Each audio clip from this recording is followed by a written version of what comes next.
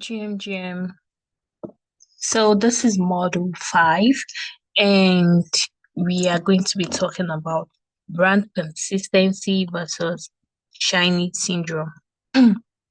So I hope you've been taking notes of other modules we have been talking about storytelling, story selling, your mindset, creating content, and whatnot. Okay, because in this era we are in the um some people call it the Elon 5 era, some call it the info-fi era, whatever it is. Just know that creating content is key in this era. Building a solid personal brand is key in this era. Okay. If you want to be a KOL, um, whatever it is, right? It is important because that is how you put your thoughts out there. That's how you sell, that's how you connect and whatnot. So let's get into it. What is brand consistency?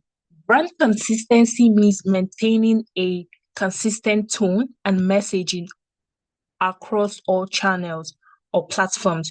Your business logo, the fonts, the values, the colors, the messaging, the customer interaction, they must align with your brand identity and they must be consistent.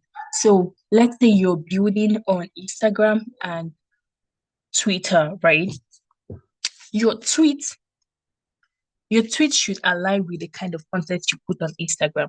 Let's say you are informal, you are calm, um you are relatable on Twitter.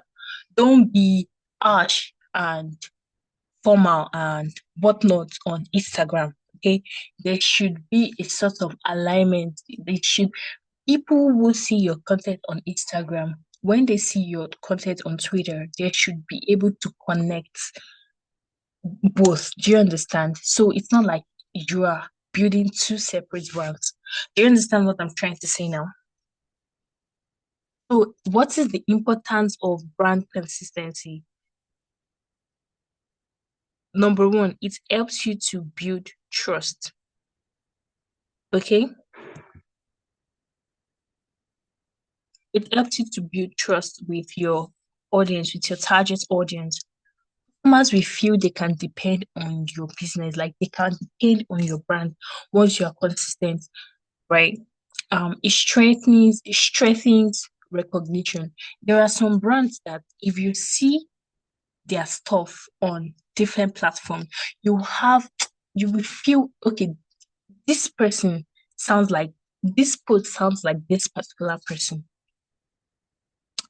This post sounds like this particular person without even seeing the name because they are consistent with how they put out their stuff out there. Do you understand? So when you see certain logos or certain brand combos, the names of certain brands will just pop in your mind immediately.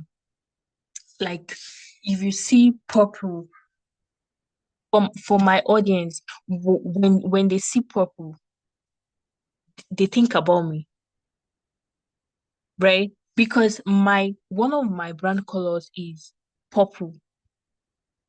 There are other brands that, for example, Nike, right? If you see Just Do It, whenever you see Just Do It, that brand comes to your mind because they are consistent with their messaging no matter where it is. Do you understand?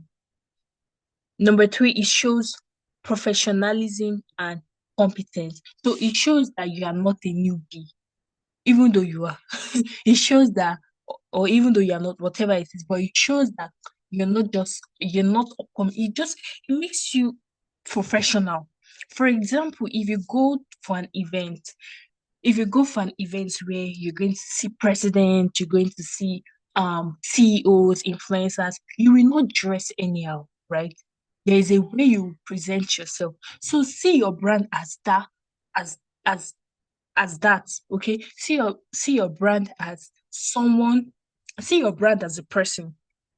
Now see that person as someone who is going for an event or a conference where there will be there will be presidents, there will be CEOs, there will be influencers, there will be kings, right? It shows you it helps you stand out from competitors. So your brand color, your was signature.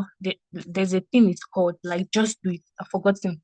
So there is a name that thing is called.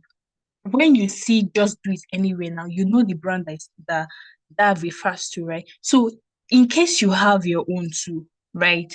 Wherever they see, they think about you. For example, my audience on WhatsApp, when they see stay weird or be weird, they think about me because I say that a lot. Because I talk about confidence, I talk about audacity, I talk about how to build your self-esteem. So when they see things in that relation, when they see topics around us, they think about me, they remember me because I am already consistent with that type of messaging. Okay. So key elements, key elements of brand consistency. Number one, messaging. Your message, your unique selling point must be consistent. Okay. Your visual identity, which involves logos, typography, color schemes, your brand guidelines, they must be consistent. The tone of your voice, your tone of voice, sorry, your tone, your brand tone or your brand voice, because they are two separate things. Then the shiny syndrome. Shiny syndrome is when you always pop on the next trendy thing, the next trendy course, the next trendy skill. Like when you think all that glitters is gold, so you want to go right there. You're like, oh, this one I'm old is no longer good. Let me go to the next shiny thing. That's the meaning of shiny syndrome, when you're always moving from one place to another, okay, without staying grounded in one thing first. So before, let's say I want to move into video editing now, I need to stay grounded in ghostwriting and copywriting first before I move to the next thing. That way, it gives me an edge when I get into another skill or another niche or another industry. You understand? So today you are trading, tomorrow you are a community manager, the day after the next, you're a technical writer. What do you want people to know you as? Okay? What do you want people to know you as? It makes you chase width instead of depth. You know a bit of everything, but you don't know enough for one skill. You don't know enough of one skill. So don't don't don't do one thing for a week or a month or a year and then move to the next thing. No, stay grounded, know what you're doing in a particular thing before you move to the next one, and that is how you can gain relevance. Do you understand? So why should you choose brand consistency over shiny syndrome? Why should you chase brand consistency over shiny syndrome? Number one, it allows people to see you as an expert in your niche. So be like an Iroko tree. It takes years for an Iroko tree to grow. But if you see the root of an Iroko tree, it's always so deep and wide, right? That it is not easy for you to, if you want to cut trees down, it is not easy for you to cut an Iroko tree down. The way you cut um the way you uproot weeds, the way you uproot weed is not how you cannot uproot an Iroko tree like that. Can you see the difference? Weed can easily grow within a month or two, but Iroko tree takes years. So be like an Iroko tree, stay grounded, okay, before you move to another thing. That way, when you move to the next thing, you are more experienced, you have an edge compared to others. So you will not gain that visibility if you keep running from one skill to another. So this is how you can implement. Go and ask your audience. Tell them, ask them, when you hear my name, put your name. When you hear my name, what comes to your mind? When you hear my name, do you remember? Do you remember a particular thing. For example, when my audience, when they hear my name, they remember storytelling, they remember confidence, they remember audacity. You understand? So ask your audience what comes to your mind, to their mind when they hear your name. Then go and ask your audience. Okay, I already spoke about that.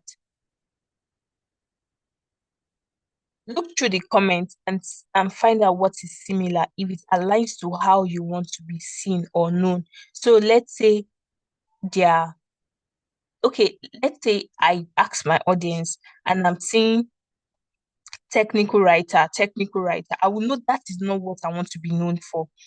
Then I will have to re-strategize and say, oh, how can I present myself the way I want to be seen? Because if you do not present yourself in a particular manner, or if you don't call yourself a particular name, the world will give you their own name. And the name they will give you, you might not like it. In fact, most of the time, you will not like it. Okay. So the way you want people to see you, start positioning yourself as that now and start calling yourself that.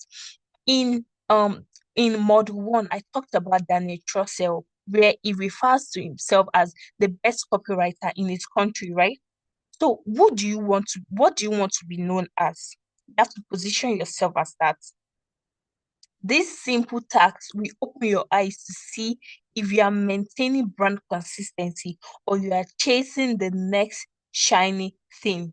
There were some people on Twitter now, if you call their name, I'll say, oh, that storyteller, oh, that copywriter, oh, that reply guy, oh, that KOL, oh, that man that is always running that's always running bounties. So what do you want to be known as? All right. So I wish you good luck. I'll see you in the next one. Bye.